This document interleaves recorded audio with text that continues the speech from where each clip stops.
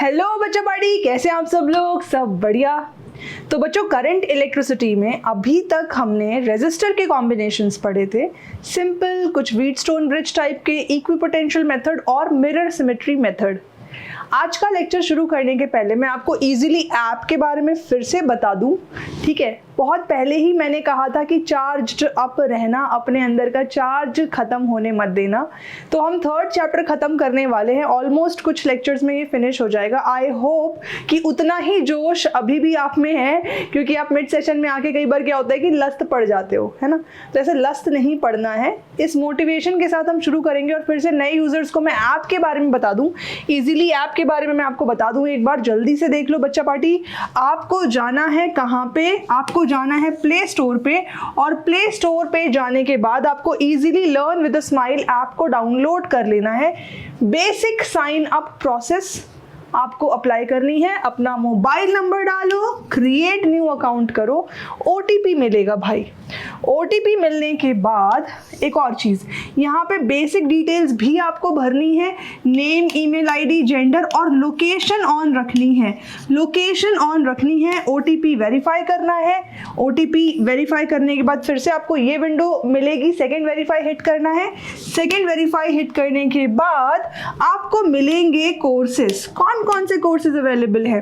Competitive and professional exam, 11th and 12th class, जिसके लिए आप यहाँ पे हो, पढ़ रहे हो, वीडियो देख रहे हो, ठीक है, एंड CUET।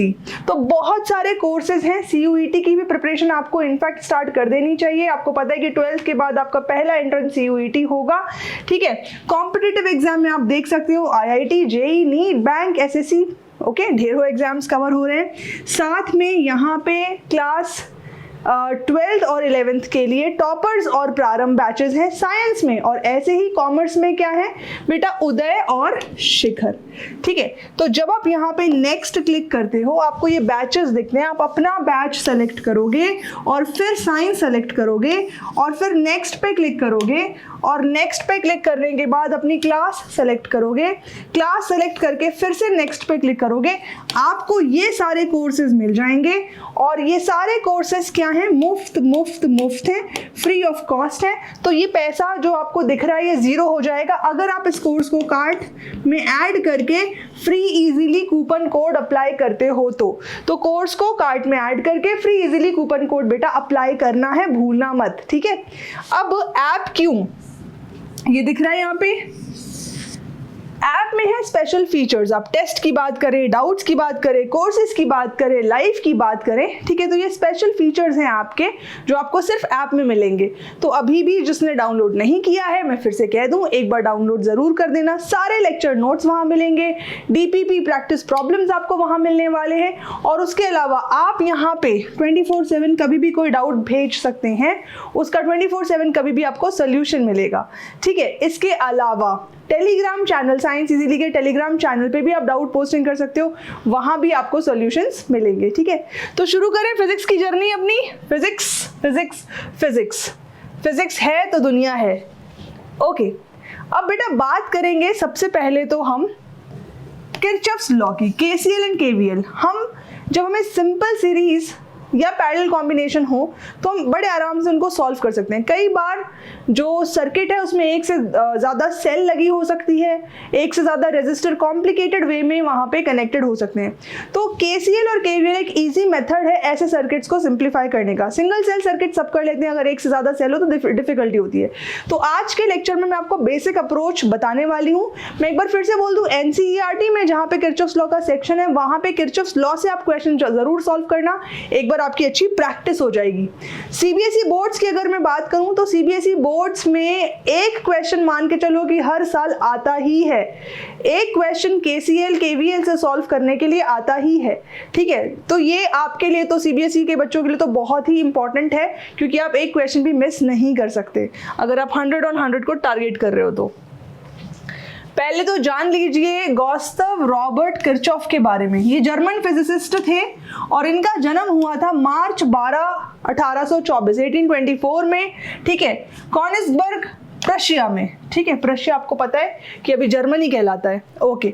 तो ये जो कर्चफ्स लॉ की जो बात करी जाए, ठीक है, तो यहाँ पे दो लॉ है हमारे पास, करंट लॉ और वोल्टेज लॉ, जिसको आप शॉर्ट में KCL और KVL कहते हो, ठीक है। ये दो लॉ अप्लाई करके आप कॉम्प्लिकेटेड सर्किट्स सॉल्व करके किसी भी आर्म में, रेजिस्टर में कितना करंट है वो फाइंड आउट कर सकते हो, टोटल रेजिस्टेंस कितना है वो भी फाइंड आउट कर सकते हो, ठीक है। कैसे देखा जाए, तो देखो बेटा, किरचॉफ्स करंट लॉ, सबसे पहले तो करंट लॉ है क्या, बहुत सिंपल सा स्टेटमेंट बता दूं और फिर उसके बाद सिंपल तरीके से अपन इसको समझ लेंगे। The total current flowing into a node, node मतलब बेसिकली एक जंक्शन, ठीक है, जहां पे 2-3 कनेक्टिंग वायर जुड़ती है उसको अपन नोड कह रहे हैं, और a junction in an electric circuit must be equal to the total current flowing out of it. किसी नोड की तरफ जितना भी करंट आएगा, नोड से जाने वाले करंट का सम भी उतना ही होना चाहिए। अगर आप इस फिगर को देखो, इस फिगर में एरोज बड़े ध्यान से देखना, ये हुआ आने वाला करंट, ये भी हुआ आने वाला करंट, और ये भी हुआ आने वाला करंट। तो आने वाला करंट कितना हुआ, I1 plus I2 plus I3, ठीक है। अब ये हुआ जाने वाला करंट और ये भी हुआ जाने वाला करंट, तो जाने वाला करंट हो गया I4 प्लस I5, और KCL के अकॉर्डिंग, किरचॉफ्स करंट लॉ के अकॉर्डिंग, ये आने वाला करंट और जाने वाला करंट है ना, टोटल सम इक्वल होना चाहिए। तो नोड पे रहा कितना करंट, नोड पे कोई करंट नहीं रहेगा, इसका मतलब कि करंट की नहीं रहने का मतलब कि वहां कोई चार्ज इकट्ठा नहीं हो रहा। Charge is in steady flow, current electricity वो ब्रांच है फिजिक्स की जहां पे आप स्टेडी मोशन ऑफ चार्जेस पढ़ रहे हो। चार्ज स्टेडी मोशन में है, तो चार्ज स्टेडीली आया, स्टेडीली गया, रुका नहीं, कहीं बैठा नहीं, कहीं थका नहीं, आपको भी नहीं थकना है, ठीक है। तो खैर एनीवेज, यहाँ पे चार्ज नोड पे एक्यूमुलेट नहीं होता, इसको लिखते हैं, charge does not gate accumulated at node or in fact any point of the circuit। यानी जितना चार्ज आया और उतना ही चार्ज गया। तो हम कह सकते हैं कि जो KCL है ये लॉ किस पे बेस्ड है, ये कौन से फंडामेंटल लॉ पे बेस्ड है, ये बेस्ड है conservation of charge, conservation of charge पे बेस्ड है। और ये बहुत इंपॉर्टेंट पॉइंट है बच्चा party, this is very important. ये क्वेश्चन खासतौर पे CBSE में कई बार आता है कि KCL कौन से फंडामेंटल लॉ पे बेस्ड है, कंजर्वेशन ऑफ चार्ज पे बेस्ड है। एक्सप्लेन मोर, एलैबोरेट मोर, नीट में भी इसके MCQ बन जाते हैं, असर्शन रीजन बन जाते हैं। Charge does not get accumulated at any point और junction in the circuit, okay. इसके अलावा आप इसको जिस भाषा में लिखना चाहो आपकी मर्जी, यहाँ पे 2-3 स्टेटमेंट लिखे हैं। The algebraic sum of all currents entering and exiting a node must equal to 0। तो ये ऐसे भी लिखा जा सकता है, या फिर इसको ऐसे भी लिखा जा सकता है, KCL को मैथमेटिकली आप लिख सकते हो, एट जंक्शन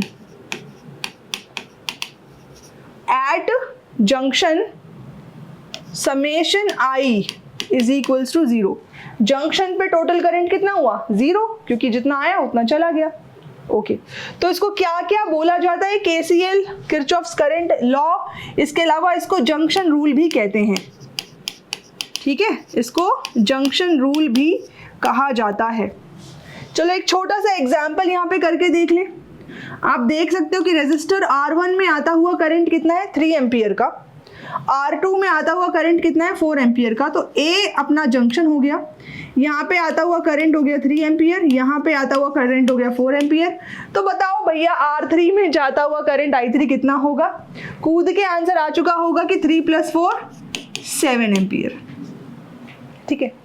अच्छा एक और बहुत इंपॉर्टेंट बात है, अगर मैं इसको इक्वेशन 1 का नाम दे दूं तो इन इक्वेशन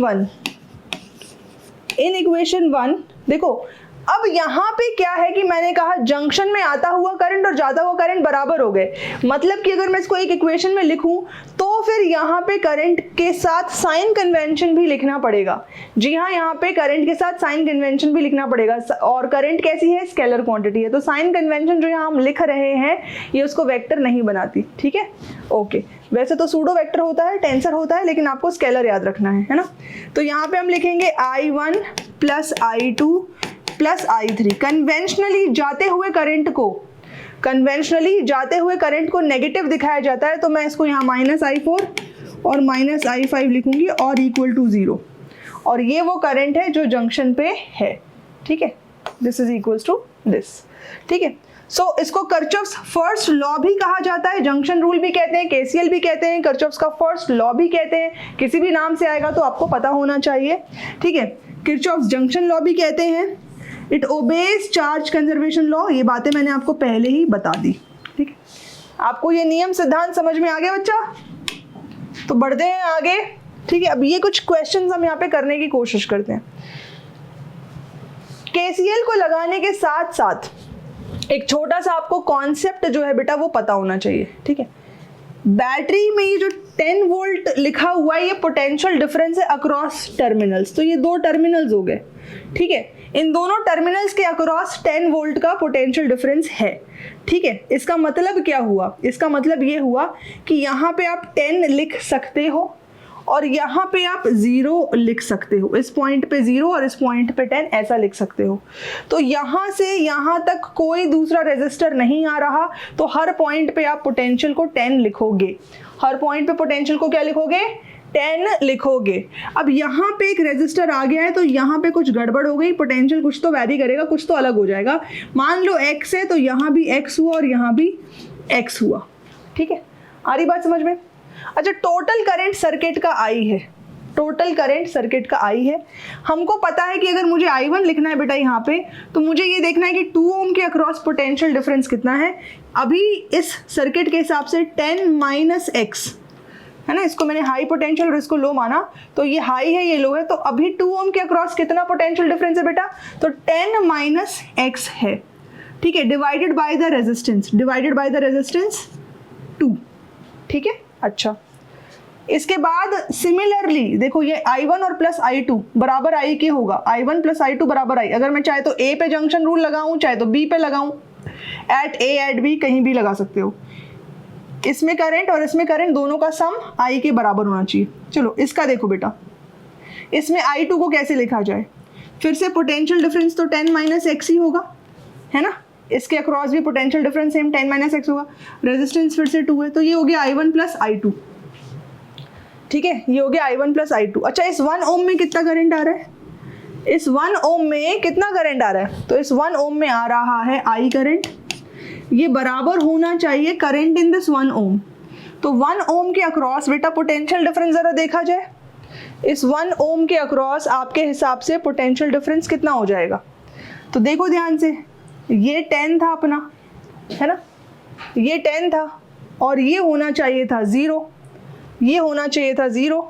यहाँ पे अपने को मिल गया क्या, 1 ओम, यहाँ पे अपने को मिल गया 1 ओम, तो यहाँ पे अपन लिख सकते हैं क्या, x। तो बेसिकली ये जो पॉइंट है यहाँ पे पोटेंशियल x है, ये जो पॉइंट है यहाँ पे पोटेंशियल 0 है। अब इक्वल्स टू हम लिखते हैं क्या, x, अभी बड़े गौर से देखना बेटा, ठीक है, यहाँ पे लिख सकते हैं x माइनस 0 और नीचे क्या आ जाएगा, नीचे आ जाएगा 1, ठीक है। इस इक्वेशन को अगर आप सॉल्व करें तो कैसे सॉल्व करेंगे, 2 times 10 minus x divided by 2 is equals to x हो जाएगा, ये लो 2 से 2 कट गया, तो क्या आ जाएगा 10 is equals to 2 times x उधर जाके प्लस हो जाएगा, तो x की वैल्यू कितनी आ रही है, x की वैल्यू आ रही है 10/2 5, ठीक है, 10/2 5। इसका मतलब कि यहाँ पे 10 वोल्ट है तो यहाँ पे कितना है 5 वोल्ट। अब अगर आपको यहाँ पे 5 वोल्ट पता चल चुका है तो डिफरेंस हो गया कितना, 10 माइनस 5 का डिफरेंस हो गया, है ना। और अगर 5 का डिफरेंस हो गया तो इसके अक्रॉस 5 वोल्ट का पोटेंशियल लग रहा है, तो 5/2 है ना, 5/2 कितना होता है 2.5, तो 2.5 एम्पियर इधर गए, 2.5 एम्पियर इधर गए। तो ये एप्लीकेशन है बेटा KCL का, अगर ये केस आपको समझ में आ गया है तो फटाफट इस केस को इस क्वेश्चन में कैसे अप्लाई करेंगे इसको समझते हैं, ठीक है। अब यहाँ पे आपके पास दो सेल्स हैं, एक और ये दूसरा, ये दो सेल्स हो गए, ठीक है। किधर से किधर को आप करंट मान सकते हो। चलो मान लिया कि मैंने ये जो आपको सेल दिख रहा है इसने करंट दिया I, ठीक है, I दिया कि I1 दिया, आपको जो मानना है आप मान सकते हो, ऐसा कोई हार्ड एंड फास्ट रूल नहीं है। अब आपको सबसे पहली बात आपको ये याद रखना है कि अगर मैंने 30 वोल्ट के लोग यहाँ पे 0 वोल्ट माना, यहाँ पे 30 वोल्ट माना, तो यहाँ कितना होगा, 30 वोल्ट होगा। यहाँ आ गया रेजिस्टर 30 वोल्ट नहीं हो सकता, यहाँ आ गया रेजिस्टर ये 0 वोल्ट नहीं हो सकता, ठीक है। अगर ये 0 वोल्ट यहाँ नहीं हो सकता, कुछ और होगा, x मान लो। अगर ये x है तो ये x होना चाहिए, यहाँ पे x होना चाहिए। अगर ये x है तो क्योंकि ये कनेक्टिंग वायर है, कोई रेजिस्टर आया नहीं है। अब अगर ये x है तो इस सेल के अक्रॉस जो पोटेंशियल डिफरेंस होना चाहिए, इस सेल के अक्रॉस जो पोटेंशियल डिफरेंस होना चाहिए वो 15 वोल्ट का होना चाहिए, है ना, वो 15 वोल्ट का होना चाहिए। ये पॉजिटिव है, ये नेगेटिव है, तो अपन देखो x माइनस 15 करोगे तो x माइनस x प्लस 15, तो ये 15 वोल्ट आ रहा है। तो यहाँ पे अपन लिख सकते हैं x माइनस 15, ठीक है। इसके बाद आप कोई भी एक जंक्शन ले लो। बेटा कौन सा जंक्शन लेना चाहते हो बताओ, मैं नाम दे देती हूँ, एक काम करती हूँ, A B C D E और F। जाहिर सी बात है दो जंक्शन है अपने पास B और E। चलो अगर अपन एट B की या फिर एट E की बात कर ले, E जंक्शन की बात कर ले, तो टोटल आने वाला करंट टोटल जाने वाले करंट के बराबर होना चाहिए।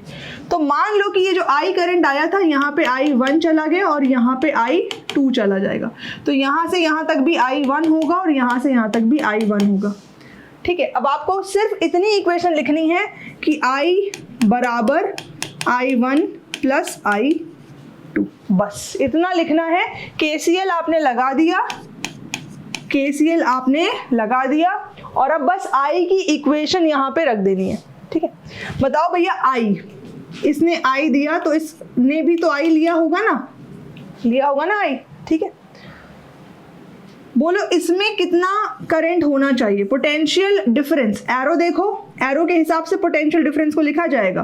करंट इधर जा रहा है ना, कैसा बनाया गया देखो, इधर जा रहा है करंट, इधर। तो अगर करंट इधर जा रहा है तो x बड़ा 0 छोटा, x माइनस 0 बाय रेजिस्टेंस 5 है, ये I हो गया, बराबर बराबर। यहाँ पे आपको कोई रेजिस्टर नहीं दिखा, ठीक है।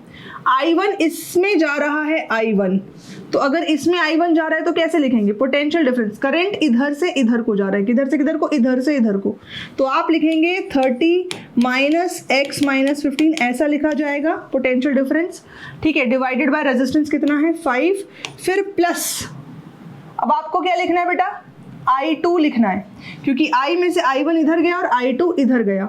फिर से देखो करंट की डायरेक्शन आपने ऐसी बनाई है, तो 30 बड़ा होगा और x छोटा होगा, तो आप लिखेंगे 30 माइनस x, ठीक है, डिवाइडेड बाय 10, ठीक है।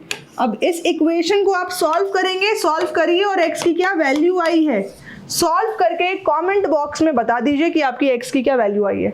समझ में आ गया KCL। अगर आपके दो बैटरी है, सेल किसी भी एक बैटरी से करंट निकालिए, आपको हर एक आर्म में करंट की डायरेक्शन को ड्रॉ करना है। सारे आर्म्स में करंट की डायरेक्शन को ड्रॉ करने के बाद कोई भी एक जंक्शन चूज कर लीजिए, उस जंक्शन पे आप KCL यानी कि जंक्शन रूल लगा दीजिए, I बराबर I1 प्लस I2 या फिर I बराबर I1 plus I2 plus I3, और I की value potential difference by resistance, potential difference by resistance करके आप निकाल सकते हैं, ठीक है बच्चे पार्टी। तो ये था KCL, किरचॉफ्स का करंट लॉ। अब हम पढ़ेंगे, जंक्शन रूल अपन ने पढ़ लिया, अब इस क्वेश्चन को हम सॉल्व करेंगे, लेकिन इस क्वेश्चन को सॉल्व करने के पहले हम पढ़ेंगे वोल्टेज रूल, KVL बोले तो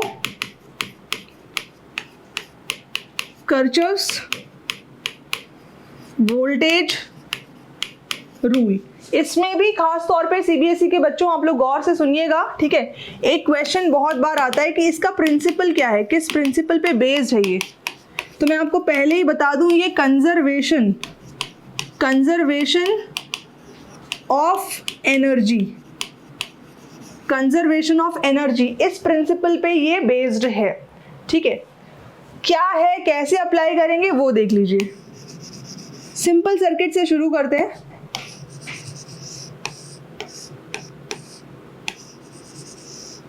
ठीक है, ये कोई सेल है, ठीक है, तो इस सेल को अपन 5 वोल्ट का मान लेते हैं। ये 2 ओम का रेजिस्टेंस ले लिया, ये 3 ओम का रेजिस्टेंस ले लिया और ये 5 ओम का रेजिस्टेंस ले लिया। इसको लूप रूल भी कहा जाता है, और लूप रूल। अब आपको करना क्या है, किसी भी लूप की कोई डायरेक्शन चूज कर लेनी है, जैसे A B C D।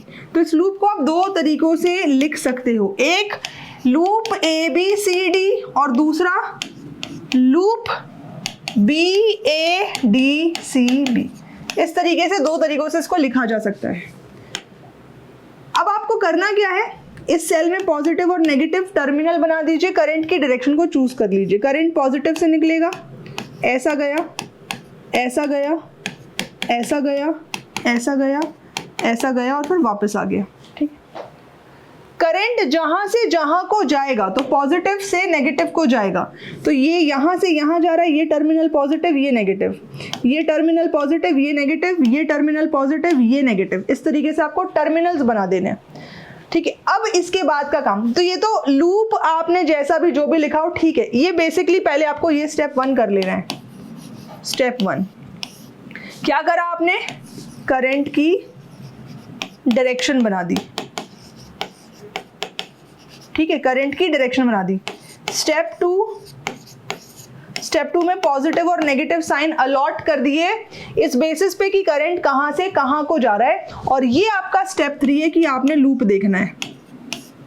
Loop में जाते वक्त जो भी आपको आखिरी साइन मिलेगा वो आखिरी साइन लिख देना है। अपन गए A से B, A से B गए बेटा, देखो A से B गए, आखिरी साइन क्या मिल रहा है, माइनस, माइनस, और पोटेंशियल डिफरेंस लिखते जाना है। ठीक है, तो A से B गए, आखिरी साइन ये माइनस मिला अपन को, तो अपन ने लिखा -5 volt potential difference. A B में कितना है, 5 वोल्ट का पोटेंशियल डिफरेंस।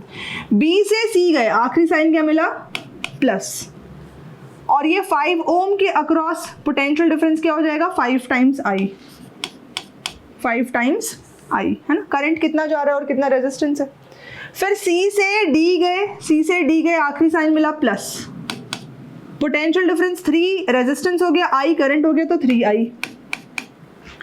फिर D से A आए, आखिरी साइन मिला प्लस, रेजिस्टेंस हो गया 2, करंट है I तो 2I और बराबर 0। तो हो गया क्या, 5 और 3 8 और 2 10, 10I, और 5 को उधर ले जाओ तो +5 हो जाएगा, तो I बराबर हो गया 5/10 या 0.5 एम्पियर, ये I हो गया। ठीक है, अगर मैंने लूप लिया होता BADCB, तो अगर B से A जाते साइन मिलता प्लस लिखते, पोटेंशियल डिफरेंस 5 वोल्ट का आता। A से D जाते साइन आखिरी क्या होता, माइनस, तो माइनस लिखते, रेजिस्टेंस 2 और करंट I तो 2I हो जाता। D से C जाते तो 3 और आखिरी साइन माइनस का है तो 3I हो जाता। ठीक है, और C से B जाते तो -5I और इसको इक्वल्स टू 0 ले दे के करंट तो आपका उतना ही आता 0.5 एम्पियर, उसमें कोई डिफरेंस नहीं आता। ठीक है, इस तरीके से आपको लूप रूल लगाना है। अब अगर आपने नोटिस किया हो तो एग्जैक्टली मैंने किया क्या है, इस सर्किट में जो भी total sum of potential difference है, जितना भी total sum of potential difference है, ठीक है, सम ऑफ पोटेंशियल डिफरेंस पूरे सर्किट का कांस्टेंट होगा।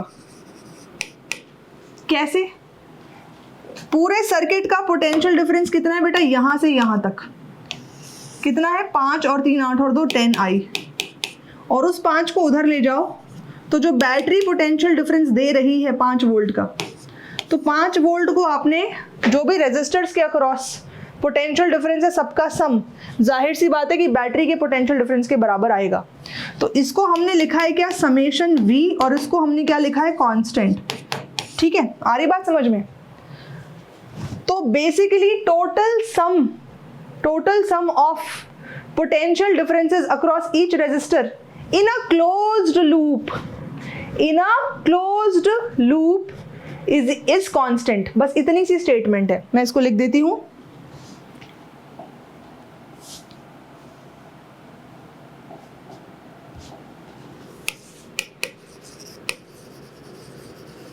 statement sum of all potential differences across each resistor in a closed loop is constant। अब भैया एनर्जी कंजर्व्ड नहीं होती, चार्जेस में दौड़ते दौड़ते अपने आप जोश आ जाता है ना, ऐसा तो होता नहीं है। अगर एनर्जी कंजर्व नहीं होती तो फिर ये बैटरी के पोटेंशियल के बराबर, ये समेशन भी कांस्टेंट नहीं होता। ये तभी पॉसिबल है जब हम जो भी वर्क कर रहे हैं यूनिट चार्ज को लूप में दौड़ाने के लिए, the total work done to move unit charge in the loop must remain constant. कह लो कि एनर्जी जो है बेसिकली वो कांस्टेंट है, ठीक है, या ये कह लो कि जो टोटल एनर्जी है सर्किट की कंजर्व्ड है। तो इसको हम कह सकते हैं कि ये बेस्ड है किस पे, एनर्जी कंजर्वेशन प्रिंसिपल से लिया हुआ है, पे बेस्ड है, कंजर्वेशन प्रिंसिपल या लॉ, एनर्जी कंजर्वेशन लॉ, ये इसका प्रिंसिपल है, और delta V is equals to constant, delta V equals to constant, ये इसका मैथमेटिकल एक्सप्रेशन है। इसी को लूप रूल कहते हैं, इसी को KVL वोल्टेज लॉ ये सब कहा जाता है। ये दोनों रूल अगर आपको पता है तो सर्किट पे दोनों रूल अप्लाई करके आप अननोन करंट फाइंड आउट कर सकते हो, आप टोटल रेजिस्टेंस फाइंड आउट कर सकते हो। तो ये जो प्रीवियस क्वेश्चन है एक बार जरा अपन इसको सॉल्व करें, ठीक है। मान लो ये अपना प्लस हो गया, ये माइनस हो गया, यहां से मैंने करंट ले लिया बेटा I1, और ये बैटरी भी कुछ करंट दे रही है, इसको मैंने I2 बोल दिया। तो यहाँ कितना आया, I2 आया, यहाँ कितना आया, I1 आया, टोटल इसमें जो करंट जा रहा है वो I होगा। जाहिर सी बात है अगर इसने I2 करंट दिया है तो वापस ये I2 लेगी, उससे कम उससे ज़्यादा नहीं लेगी। इसने I1 दिया है तो ये वापस I1 लेगी। यहाँ पे जाने वाला करंट I2 हो गया, यहाँ पे इस तरफ जाने वाला करंट I1 हो गया। क्लियर कट सर्किट में अगर मैं KCL अप्लाई करूँ तो KCL से आपको दिखता है कि I1 प्लस I2 ये जो है ये I के बराबर होना चाहिए। तो आप एक तरीके से जो पिछला, ये मैं आपको होमवर्क दे रही हूँ, ओनली KCL अप्लाई करके, only and only KCL apply करके आपको I1 I2 की जो वैल्यूज हैं वो निकालनी है। एक तो ये टास्क है। फिलहाल हम KCL और KVL दोनों अप्लाई करते हैं, ठीक है, यहाँ पे हम दोनों अप्लाई कर रहे हैं। तो देखते जाओ बच्चा, मैंने सबसे पहले बोला था आपको फर्स्ट स्टेप है कि करंट और उसकी डायरेक्शन बना दो, और सेकेंड स्टेप है साइन अलॉट कर दो। करंट यहां से यहां गया तो ये प्लस और ये माइनस, यहां से यहां गया तो ये प्लस ये माइनस, ठीक है, यहां से यहां गया तो ये प्लस और ये माइनस, ठीक है, ये हो गया। और बाकी सेल्स में आपको साइन दिख रहा है। तो पहला स्टेप करंट की डायरेक्शन बना दी, दूसरा हमने साइन अलॉट कर दिया। अब तीसरा हम अप्लाई करते हैं, कोई भी लूप ले लेते हैं, ठीक है। कितने लूप आपको दिख रहे हैं देखिए जरा। वैसे आपको पता है कि दो वेरिएबल हो अननोन, तो दो अननोन वेरिएबल को सॉल्व करने के लिए आपको दो इक्वेशन मिलेगी तो आप सॉल्व कर लोगे।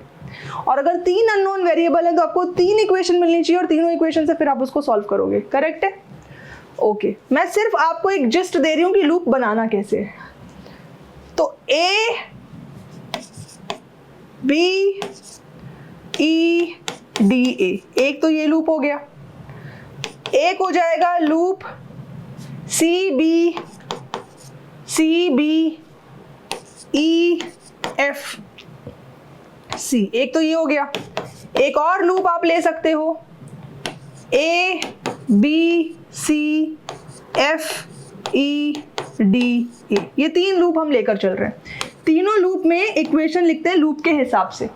सॉल्यूशन का पार्ट बेटा आप करेंगे, क्योंकि जितना प्रैक्टिस करेंगे, जहां पे मैथ्स आ जाती है फिजिक्स में, वो तो प्रैक्टिस आप करेंगे तो आपका आंसर आएगा, तो आपको ज़्यादा समझ में आ जाएगा। ठीक है, तो ए से बी चले ए से बी, आखिरी साइन माइनस था, माइनस 6, इसमें करंट I2 था, 6 I2 हो गया।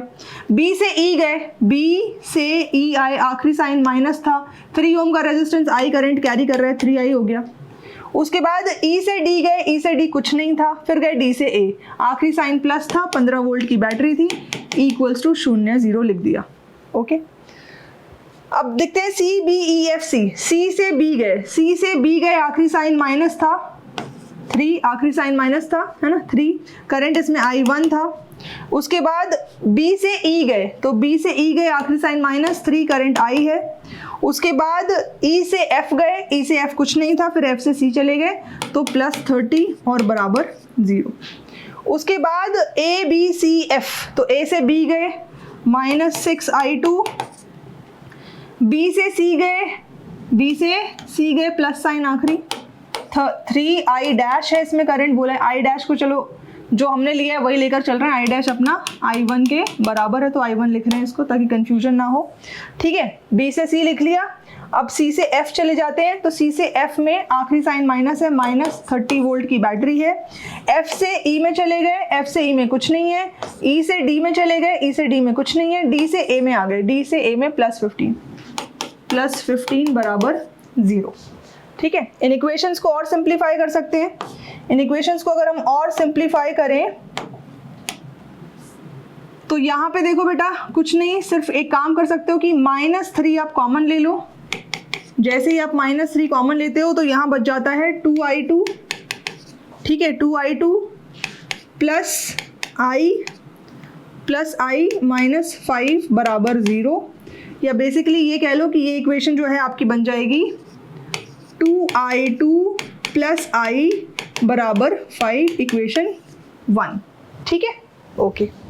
इसके बाद आप सेकेंड इक्वेशन में भी -3 कॉमन ले सकते हो। मैं एक बार चेक कर लूँ, ये -3I, हाँ ठीक है, I -3 कॉमन ले लिया, तो यहाँ पे आपको मिलेगा I1 प्लस I, ठीक है, -10 बराबर 0, और बेसिकली यहाँ से इक्वेशन मिलेगी I1 प्लस I बराबर 10, दूसरी सेकेंड इक्वेशन हो गई।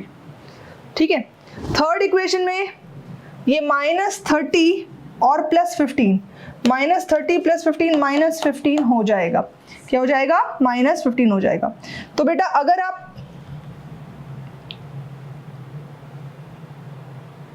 फर्स्ट इक्वेशन को एक बार और देख लेते हैं, क्योंकि यहाँ पे ये I, हाँ ठीक है कोई बात नहीं। तो अब अगर इसको आप सॉल्व करें तो यहाँ पे फिर से आप -3 को कॉमन ले लें। -3 को कॉमन ले लेंगे तो ये हो जाएगा आपका 2I2, देखते जाओ, ये हो जाएगा 2I2, ठीक है, ये हो जाएगा -I1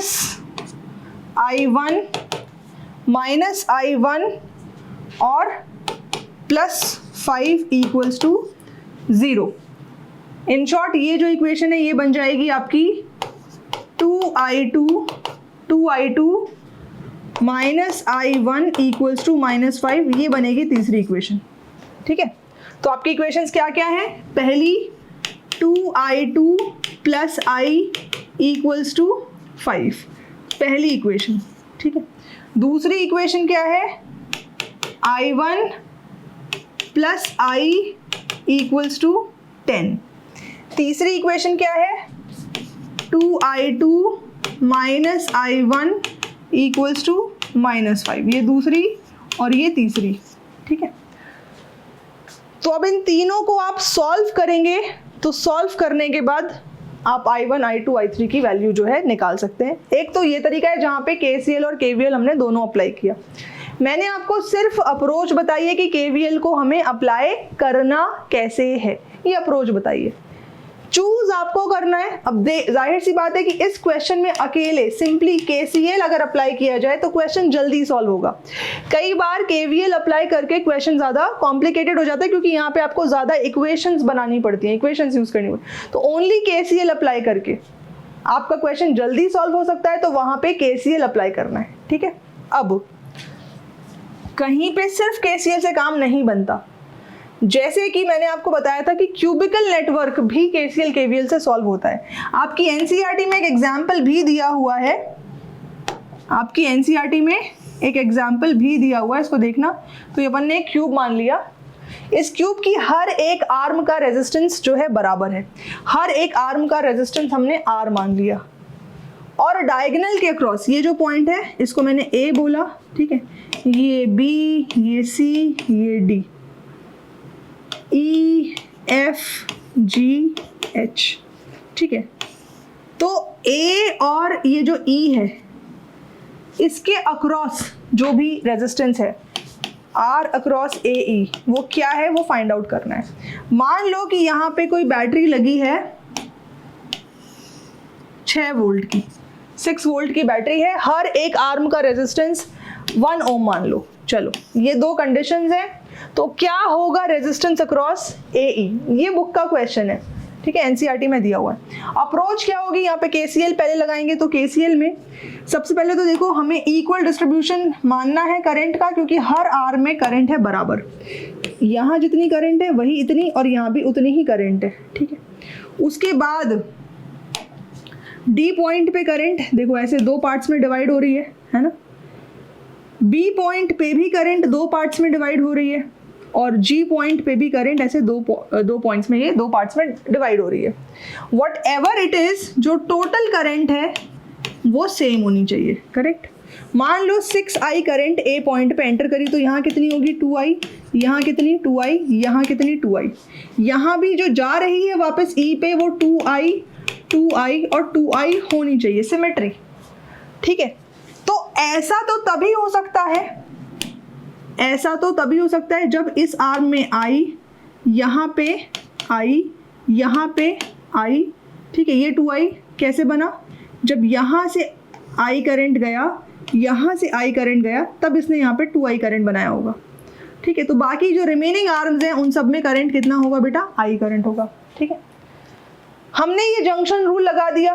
जंक्शन रूल लगाने के बाद अब लूप रूल लगाते हैं। देखो ये लूप ले रही हूँ मैं, ध्यान सुनना, इस पॉइंट को मैंने x बोल दिया, ठीक है।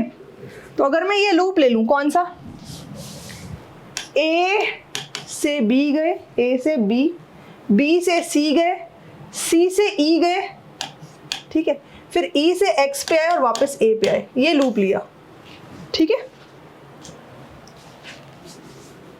पॉजिटिव, यहाँ पे अगर मैं एक रेजिस्टर बना दूं तो इस रेजिस्टर का ये पॉजिटिव ये नेगेटिव, ठीक है। अगर मैं यहाँ पे एक रेजिस्टर बना दूं तो ये पॉजिटिव ये नेगेटिव, यहाँ पे रेजिस्टर बना दो ये पॉजिटिव ये नेगेटिव, करेक्ट। अब जब A से B गए आखिरी साइन क्या होगा, नेगेटिव, रेजिस्टेंस R ले लो, ठीक है। करंट कितना है 2I, तो 2I इंटू R। B से C गए आखिरी साइन माइनस, ठीक है। फिर से I, यहाँ पे करंट कितना हो गया I और रेजिस्टेंस R। C से E गए आखिरी sign minus, current 2I resistance R, ठीक है। E से वापस A गए आखिरी साइन प्लस का था, plus 6 volt is equals to 0। अब ये बहुत सिंपली क्वेश्चन सॉल्व आप कर पाओगे। 2IR, IR और 2IR कितना बन गया बेटा, 2 और 2 4 और 1 5, तो 5IR ये माइनस के इक्वल्स टू माइनस के 6, माइनस से माइनस कैंसिल। अगर मैं बात करूं R निकालो तो R हो जाएगा 6/5 टाइम्स I, करेक्ट। और अगर मैंने इसी क्वेश्चन में बोला होता कि I निकालो, क्या निकालो I, तो ये हो जाता 6/5 टाइम्स R। अगर आपको I दिया होता तो आप R निकाल लेते और R दिया होता तो I निकाल लेते। यहाँ पे R 1 ओम बोला है, ठीक है, ओके। अब एक और चीज़ है, ये तो मैंने आपको सिर्फ I और R का बताया, बाकी टोटल रेजिस्टेंस इस सर्किट का कैसे निकाला जाए, इस पूरे सर्किट का जो नेट रेजिस्टेंस होगा वो कैसे निकाला जाए, तो वो भी सिंपल है। अगर आपको टोटल रेजिस्टेंस निकालना है तो आपको पता है कि सर्किट में जो नेट EMF है, जैसे यहाँ पे जो भी VAE है, A और E के अक्रॉस जो भी वोल्टेज है, ठीक है, डिवाइडेड बाय जो भी करंट है IAE के अक्रॉस, वो आप पुट कर देंगे तो वो आपका आ जाएगा, ठीक है बच्चा पार्टी। तो इस तरीके से ये भी निकाला जा सकता है क्यूबिकल नेटवर्क में, कैसे सॉल्व करके। अगर मैं यहाँ से एक जनरल इक्वेशन बनाऊं, डाउट होगा तो कमेंट करके आप पूछ सकते हो, ऐप में डाउट पूछ सकते हो अपने, मैं बार बार कह रही हूँ ऐप डाउनलोड कर लो, वहाँ पे डाउट्स पूछो, ठीक है, ओके। अगर मैं यहाँ से जनरल इक्वेशन बनाऊँ तो मैंने एग्जैक्टली I निकाला कैसे है, कैसे निकाला गया ये I बेटा, तो I निकालने के लिए ये 6 क्या था, ये 6 क्या था, ये था VAE, ठीक है, ये था VAE, ठीक है। Divided by 5 times r। तो ये आपको याद रखना है, ये जनरल इक्वेशन होगी। सिमिलरली r आपने कैसे निकाला, VAE अपॉन 5 टाइम्स i, ये जनरल इक्वेशन होगी। तो आई होप ये लेक्चर में जो भी मैंने आपको पढ़ाया है, KCL कैसे अप्लाई करना है, KVL कैसे अप्लाई करना है, आपको समझ में आया होगा। ठीक है, बाकी कुछ DPP प्रॉब्लम्स आएंगे आपके पास इस लेक्चर में, नहीं तो अगले लेक्चर में वो DPP प्रॉब्लम्स ज़रूर सॉल्व करना। जितने भी डाउट्स आते हैं आपको पूछने हैं, टेलीग्राम है, यूट्यूब है, ऐप है, सब कुछ है। ठीक है, ऐप लेकिन 100% आपको डाउनलोड करना ही है। So thank you so much बच्चा पार्टी। अगर आपने पूरा पेशेंटली ये लेक्चर देखा है और नहीं देखा है तो ज़रूर देखें ना, बिट्स एंड पार्ट्स में मत देखना, नहीं तो फिर वो टच खत्म हो जाता है। ठीक है, so thank you so much, फिर मिलेंगे अगले लेक्चर में।